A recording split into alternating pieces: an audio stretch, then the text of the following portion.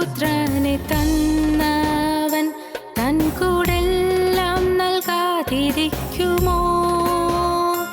എന്നെ മാത്രം കണ്ടു സ്വർഗം വിട്ടവൻ എനിക്കായി കരുതാതിരിക്കുമോ?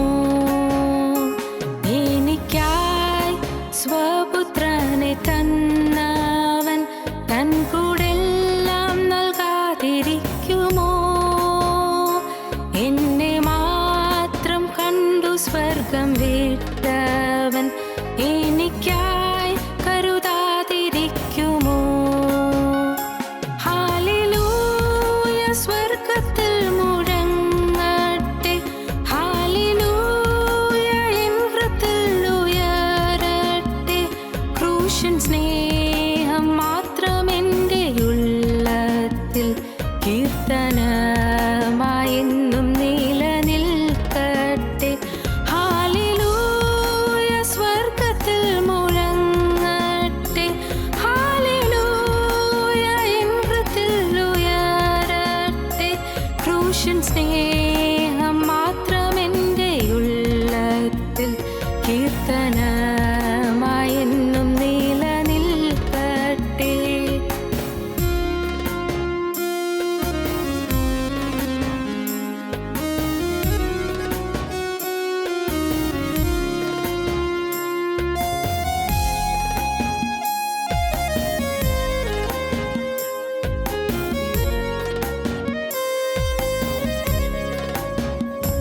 എൻ പേർക്കായി യാഗമൃഗമായവൻ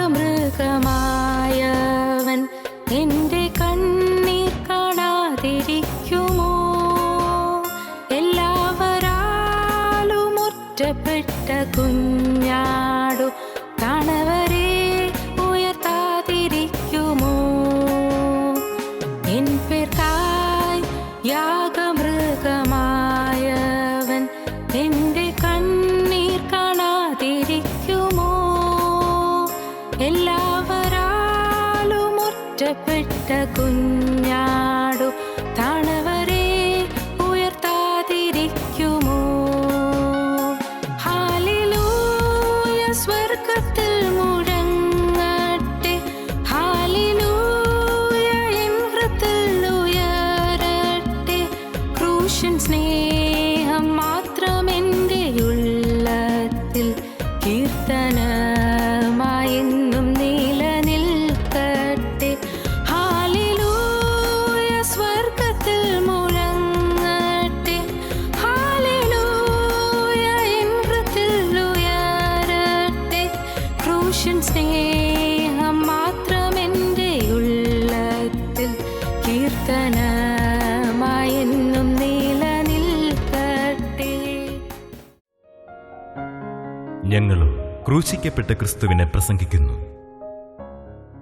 ദൈവ തിരുനാമത്തിന് മഹത്വം ഉണ്ടാകട്ടെ. പത്രോസ്ലീഹ എഴുതിയ ഒന്നാമത്തെ ലേഖനം 1-ാം അധ്യായം 24-ാം വാക്യം. സകല ജഡവും പുല്ലുപോലെയും അതിൻ്റെ ഭംഗിയെല്ലാം പുല്ലിൻ്റെ പൂ പോലെയും ആകുന്നു. പുല്ലുവാടി പൂവ് ഉതിർന്നുപോയി, കർത്താവിൻ്റെ വചനമോ എന്നേക്കും നിലനിൽക്കുന്നു. സകല ജഡവും പുല്ലുപോലെയും അതിൻ്റെ ഭംഗിയെല്ലാം പുല്ലിൻ്റെ പൂ പോലെയും തന്നെ. പുല്ല് വാടി പൂവ് ഉതിർന്നുപോയി, കർത്താവിൻ്റെ വചനമോ എന്നേക്കും നിലനിൽക്കുന്നു. അതാകുന്നു നിങ്ങളോട് പ്രസംഗിച്ച വചനം. ധനവാനായ മനുഷ്യൻ അവിചാരിതമായി മരണത്തെ നേരിട്ടു എന്നാണ് നാം കഴിഞ്ഞ പ്രാവശ്യം ചിന്തിച്ചു വെച്ചത്.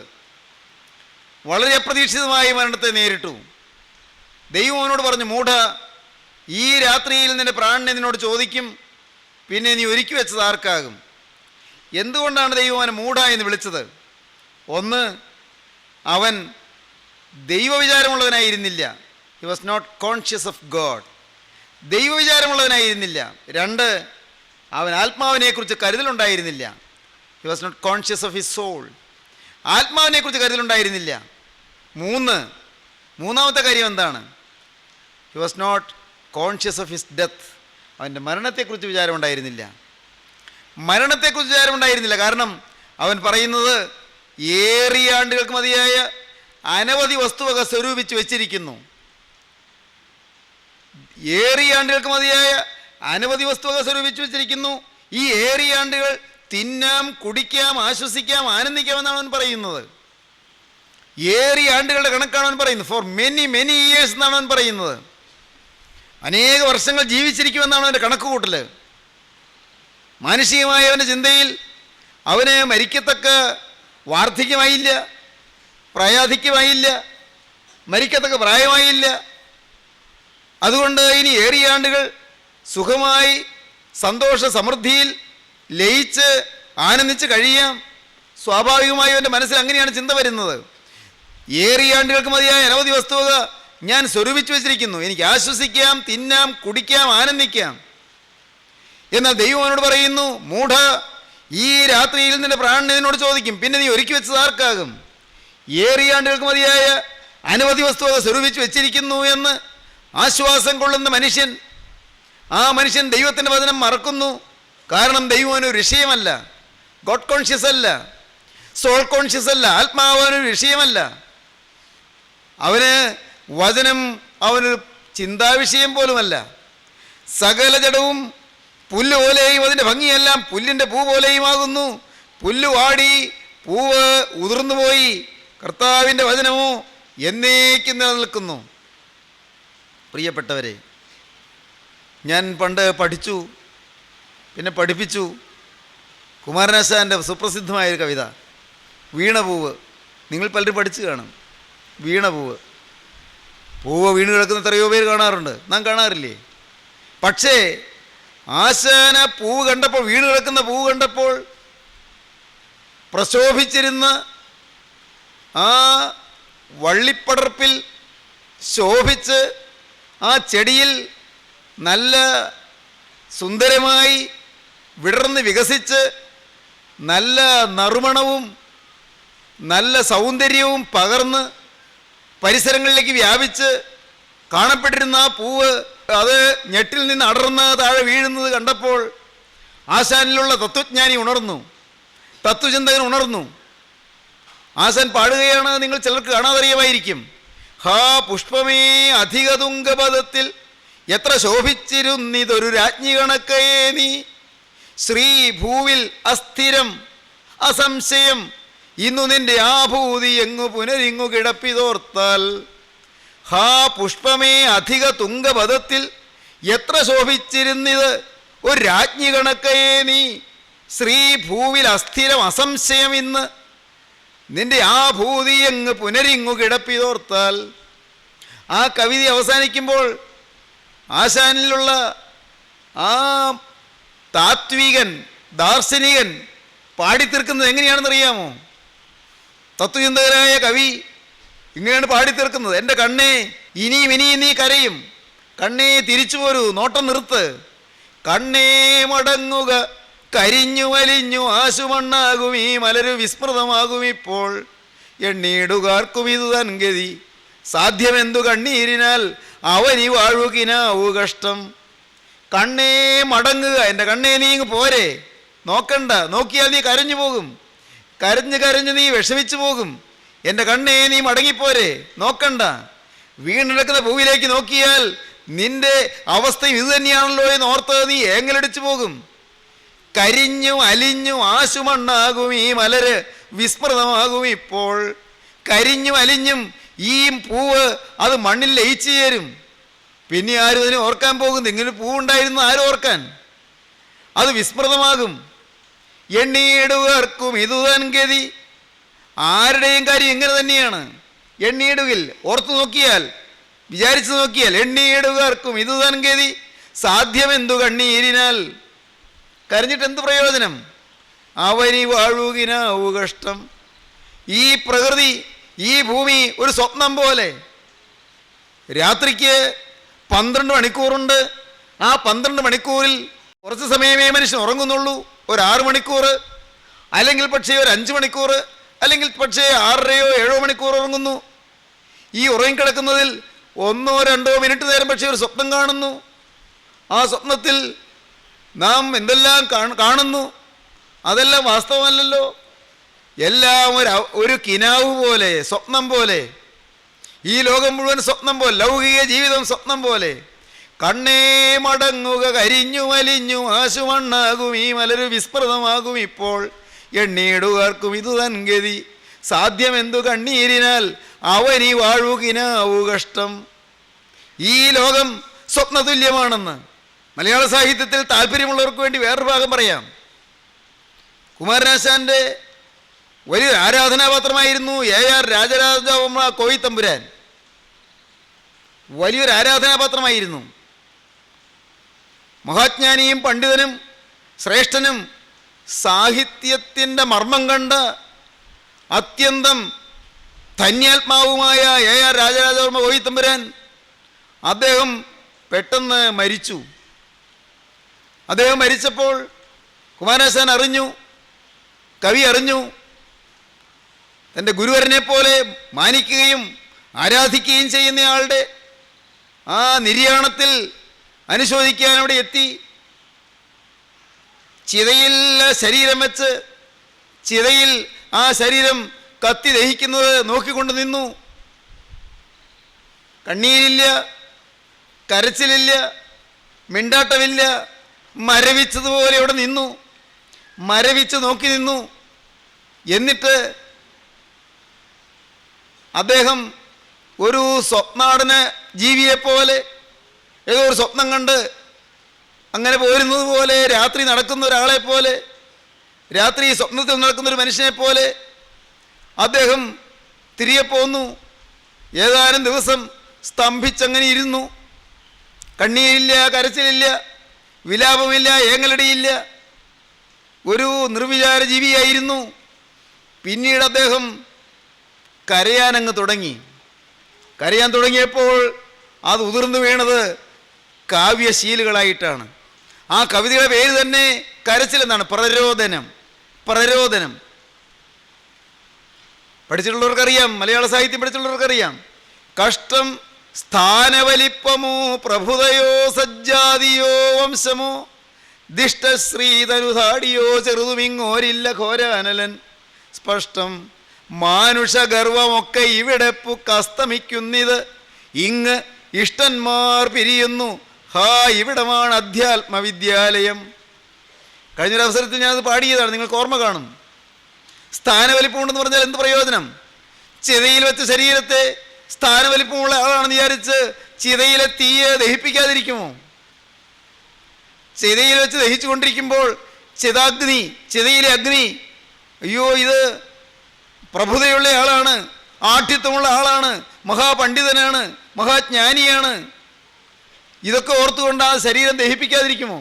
കഷ്ടം സ്ഥാനവലിപ്പമോ പ്രഭുതയോ സജ്ജാതിയോ വംശമോ ദിഷ്ടശ്രീതനുധാടിയോ. ശരീരത്തിനുള്ള ധാടിമോടി സൗന്ദര്യ പ്രതാപമുള്ളതാണ്. പക്ഷേ ദിഷ്ടശ്രീതനുധാടിയോ ചെറുതുമിങ്ങോരില്ല ഘോരാനലൻ. സ്പഷ്ടം മാനുഷഗർവമൊക്കെ ഇവിടെ പുക്കസ്തമിക്കുന്നിതിങ്ങിഷ്ടന്മാർ വിരിയുന്നുഹ ഇവിടമാണ് അധ്യാത്മവിദ്യാലയം. ഇത് സുന്ദരമായ കവിതയാണ് പ്രിയപ്പെട്ടവരെ. കവിത മനോഹരമാണ്. പക്ഷേ ഇത് നമ്മുടെ സ്വന്തം ജീവിതത്തിലേക്ക് വരുമ്പോൾ ഏങ്ങലടി ഉയരും.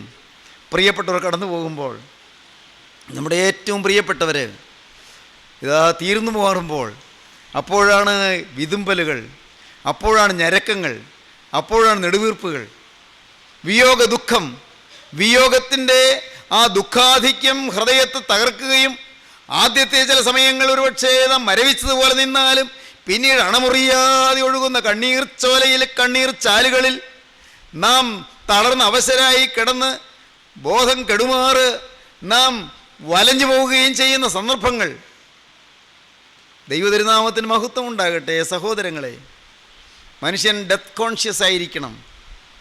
അവൻ ആത്മാവിനെക്കുറിച്ച് കരുതലുള്ളവനായിരിക്കണം. ഞാൻ പണ്ട് കൊച്ചുകുട്ടിയായിരുന്നപ്പോൾ ഒരു പ്രഭാത പ്രാർത്ഥന പഠിച്ചു. അത് സ്കൂളിൽ പഠിച്ചതാണ്. അന്നത്തെ മലയാളം പാഠപുസ്തകത്തിൽ അതിലൊന്നാമത്തെ പാഠം അത് പ്രാർത്ഥനയാണ്. ക്ഷണമോരോന്നു പോകവേ ക്ഷയിച്ചിടുന്നു ജീവിതം, ഗുണം അസംഖ്യമാളുകൾക്കു ചെയ്തിടേണ്ടതുണ്ടിവൻ. ഉണർവോടെന്നും എൻ പ്രവൃത്തി സമയനിഷ്ഠയോടു ഞാൻ അണുവിടാതെ ചെയ്യുമാർ അനുഗ്രഹിക്ക ദൈവമേ. ഓരോ നിമിഷം കഴിയും തോറും ജീവിതം ക്ഷയിച്ചു കൊണ്ടിരിക്കുകയാണ്, ജീവിതം അവസാനിച്ചു കൊണ്ടിരിക്കുകയാണ്, ജീവിതം അന്ത്യത്തിലേക്ക് നീങ്ങിക്കൊണ്ടിരിക്കുകയാണ്.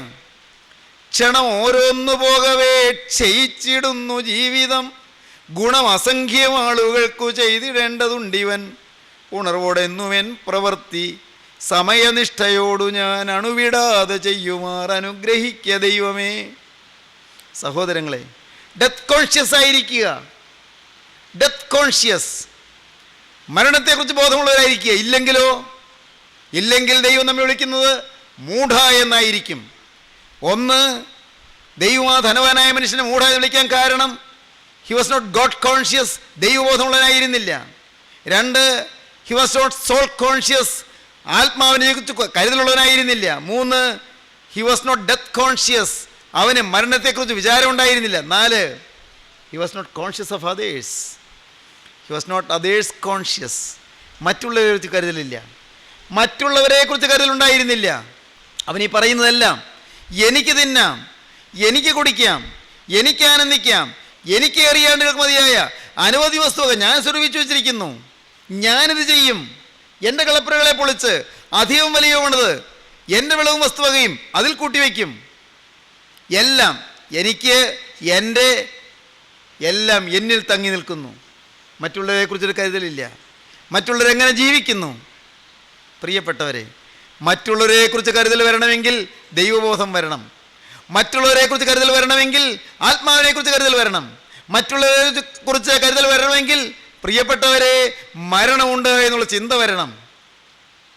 മരണമുണ്ട്, ഞാൻ ഒരു ദിവസം കടന്നു പോകും എന്നുള്ള ചിന്തയുണ്ടെങ്കിൽ മറ്റാരെയും നൊമ്പരപ്പെടുത്താൻ തോന്നുകയില്ല, മറ്റാരെയും ഉപദ്രവിക്കാൻ തോന്നുകയില്ല, മറ്റാരെയും ചതിക്കാൻ തോന്നുകയില്ല, മറ്റാരുടെയും അപഹരിച്ചെടുക്കാൻ തോന്നുകയില്ല. മറ്റുള്ളവരെക്കുറിച്ച് ഒരു കരുതൽ വരും. എപ്പോൾ? മരണമുണ്ട്, എനിക്ക് ഒരു ദിവസം ഞാൻ ഇതെല്ലാം വിട്ട് പോകുമെന്നുള്ള ചിന്ത അത് വന്നാൽ എപ്പോഴും നമ്മുടെ ഹൃദയം ആർദ്രമായിരിക്കും, എപ്പോഴും നമ്മുടെ ഹൃദയം സ്നേഹോഷ്മളമായിരിക്കും, എപ്പോഴും നമ്മുടെ ഹൃദയം കരുണാർദ്രമായിരിക്കും. സ്നേഹിതരെ, നമ്മുടെ ജീവിതം മറ്റുള്ളവരെക്കുറിച്ച് കരുതലുള്ളതാണോ? മറ്റുള്ളവരെ നമുക്കൊരു സ്നേഹവും മറ്റുള്ളവരെക്കുറിച്ച് ഒരു പരിഗണനയും ഉണ്ടോ? അവരും സമാധാനം അനുഭവിക്കേണ്ടതാണ്. അവർക്കുണ്ടാകുന്ന വേദന, അതേ വേദന എനിക്കുണ്ടായാൽ ഞാൻ സഹിക്കുകയില്ലല്ലോ എന്നുള്ള ഒരു ചിന്താഗതി നമുക്കുണ്ടോ? എങ്കിൽ കുടുംബജീവിതങ്ങൾ സമാധാനമുള്ളതായിരിക്കും. മക്കൾ മാതാപിതാക്കളെ അനുസരിക്കും, മാതാപിതാക്കൾ മക്കളെ സ്നേഹിക്കും, ഭാര്യ ഭർത്താവിന് കീഴ്പ്പെടും, ഭർത്താവ് ഭാര്യയെ സ്നേഹിക്കും, ഭർത്താവ് ഭാര്യയെ ഓമനിക്കും. ഞാനങ്ങനെ പറഞ്ഞുകൊള്ളട്ടെ, ഭാര്യയെ ആദരിക്കും, ഭാര്യയെ ഒരു അടിമയെപ്പോലൊന്നും കരുതുകയില്ല. പ്രിയപ്പെട്ടവരെ, എപ്പോഴും ഭാര്യയെക്കുറിച്ചൊരു കരുതലുണ്ടായിരിക്കും. അവളെ സ്നേഹിക്കും, അവളെ കരുതും, അവളെ ബഹുമാനിക്കും. ഭാര്യയോ ഭർത്താവിന് കീഴ്പ്പെടും, ഭർത്താവിനെ അനുസരിക്കും, ഭർത്താവിനെ ഭയപ്പെടും. ഇതെല്ലാം ബൈബിൾ പറയുന്ന വാക്കുകളാണ്. പത്രോസ്ലീഹായുടെ 1-ാമത്തെ ലേഖനം 3-ാം അധ്യായം ആദ്യ ഭാഗം വായിക്കുമ്പോൾ കാണാം ഭാര്യമാരെ എന്ന് വിളിച്ച് പറയുന്ന വാക്കുകൾ. എഫേസ്യ ലേഖനം 5-ാം അധ്യായത്തിൻ്റെ ഒടുവിലത്തെ ഖണ്ഡിക വായിക്കുമ്പോൾ കാണാം ഭാര്യമാരെ എന്ന് വിളിച്ച് പറയുന്ന വാക്കുകൾ. അത് വായിച്ചു കേൾക്കുമ്പോൾ ഭാര്യമാരെങ്ങനെയാണ് ഭർത്താവിനോട് പെരുമാറേണ്ടതെന്ന് അവിടെ കാണാം. ഭർത്താവിനെ ഭരിക്കരുത്, ഭർത്താവിന് കീഴ്പ്പെട്ടിരിക്കണം. പക്ഷേ ഭർത്താവിനെ ബഹുമാനിക്കുകയും ഭയപ്പെടുകയും ഭർത്താവിനെ അനുസരിക്കുകയും ഭർത്താവിനെ സ്നേഹിക്കുകയും ചെയ്യണം, അവഗണിക്കരുത്. സഹോദരങ്ങളെ, ഭാര്യയെ ആദരിക്കണം, ഭാര്യയെ ബഹുമാനിക്കണം, ഭാര്യയെ സ്നേഹിക്കണം, ഭാര്യയെ കരുതണം. സഹോദരങ്ങളെ, കുടുംബജീവിതം ഭദ്രമാകും എപ്പോൾ? മറ്റുള്ളവരെക്കുറിച്ച് ഈ കരുതൽ വരുന്നത് എപ്പോഴാണെന്ന് അറിയാമോ? ഞാൻ ആദ്യം കുടുംബത്തിലെ കാര്യം പറയട്ടെ. അതൊന്ന് ശരിയായിട്ട് വേണ്ടേ നമുക്ക് മറ്റ് രംഗങ്ങളിലേക്ക്, മറ്റ് മേഖലകളിലേക്ക് കടക്കാൻ? നമ്മുടെ കുടുംബം ഐശ്വര്യമായി തീരണ്ടേ? നമ്മുടെ കുടുംബത്തിൽ ഐക്യം വരണ്ടേ? കുടുംബത്തിൽ സ്നേഹം വരണ്ടേ? കുടുംബത്തിലൊരു കൂറിണക്കം വരണ്ടേ? ദൈവത്തിന് സ്തോത്രം. ഞാൻ സാധാരണ പറയാറുള്ള വാക്ക് നിങ്ങൾക്ക് ഓർമ്മയില്ലേ? ഹാർമണി. അതൊരു വലിയ ആനന്ദ അനുഭൂതിയാണ്. ഹാർമണി, ഉള്ളം ലയിച്ചു ചേരുന്ന സ്നേഹം, ഒരു ഉള്ളമങ്ങ്, നല്ല വാക്ക് പറഞ്ഞാൽ സമഞ്ജസമായി സമ്മേളിക്കുന്ന ഒരു ഹൃദയം. അതാണ് വേണ്ടത് കുടുംബജീവിതം. അവിടെ സ്വർഗമുണ്ട്. കുടുംബം സ്വർഗമായി തീരണം. അവിടെ സ്നേഹമായിരിക്കണം നമ്മെ നയിക്കുന്നത്. അങ്ങനെ കുടുംബത്തിൽ തുടങ്ങുന്ന സ്നേഹം മറ്റ് മേഖലകളിലേക്ക് വ്യാപിക്കുന്നു, നമ്മുടെ പ്രവർത്തന രംഗങ്ങളിലേക്ക് കടക്കുന്നു. പ്രവർത്തന രംഗങ്ങളിലെല്ലാം മറ്റുള്ളവരെക്കുറിച്ചൊരു കരുതൽ വരും, മറ്റുള്ളവരെ ആദരിക്കും, മറ്റുള്ളവരെ ശ്രേഷ്ഠരായിട്ട് എണ്ണും. വേദപുസ്തകം അങ്ങനെ പറയുന്നുണ്ട്. ഓരോരുത്തൻ മറ്റുള്ളവനെ തന്നേക്കാൾ ശ്രേഷ്ഠനെന്ന് എണ്ണിക്കൊള്ളുവീനെന്ന് അപ്പോസ്തലനായ പൗലോസ് ആവർത്തിച്ച് പറയുന്നുണ്ട്. ഓരോരുത്തൻ മറ്റുള്ളവനെ തന്നേക്കാൾ ശ്രേഷ്ഠനെന്ന് എണ്ണിക്കൊള്ളുവീൻ. ദൈവത്തിന് സ്തോത്രം. സഹോദരങ്ങളെ, എന്നേക്കാൾ അധികം മറ്റുള്ളവൻ്റെ ഗുണമന്വേഷിക്കാൻ എനിക്ക് സാധിക്കുമ്പോഴാണ് ഞാൻ മാനുഷിക സംസ്കാരം പ്രാപിക്കുന്നത്, മനുഷ്യൻ മനുഷ്യനായി തീരുന്നത്. ആഥൻസ് ബുദ്ധിജീവികളുടെ നാടായിരുന്നു. ബുദ്ധിജീവികളുടെ നാടായ ആഥൻസിൽ വലിയ തത്വജ്ഞാനികൾ ജീവിച്ചിട്ടുണ്ട്, വലിയ പണ്ഡിതന്മാർ ജീവിച്ചിട്ടുണ്ട്, വലിയ വലിയ ബുദ്ധി രാക്ഷസന്മാർ ജീവിച്ചിട്ടുണ്ട്. സോക്രട്ടീസ്, അരിസ്റ്റോട്ടിൽ, പ്ലേറ്റോ, ഹൊറാസ് മുതലായ പണ്ഡിതന്മാർ, വലിയ വലിയ ശാസ്ത്രജ്ഞന്മാർ. കുട്ടികൾ പഠിച്ചിട്ടുണ്ട് ആർക്കിമിഡീസിനെ കുറിച്ച്, യൂറിപ്പിഡീസിനെ കുറിച്ച്. പ്രിയപ്പെട്ടവരെ, വിശ്രുതന്മാരായ ചരിത്രകാരന്മാർ, വിശ്രുതന്മാരായ കവികൾ, അനേകം ബുദ്ധിജീവികൾ വസിച്ച നാടാണ് ആഥൻസ്. അതാണ് അഥേന എന്ന് ബൈബിളിൽ പറയുന്ന ആഥൻസ്. ഈ ആഥൻസിൽ ഒരു ദിവസം തിരക്കേറിയ തെരുവിൽ കൂടെ ഒരു മനുഷ്യൻ നട്ടുച്ചയ്ക്ക് ഇങ്ങനെ പോകുന്നു. ആളുകൾ കൂക്കി വിളിച്ചു.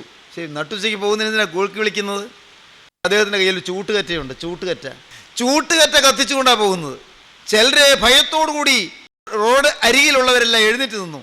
കാരണം സാധാരണക്കാരനല്ല, വലിയൊരു മഹാജ്ഞാനിയായ ഡെമോസ്തനീസാണ് പോകുന്നത്.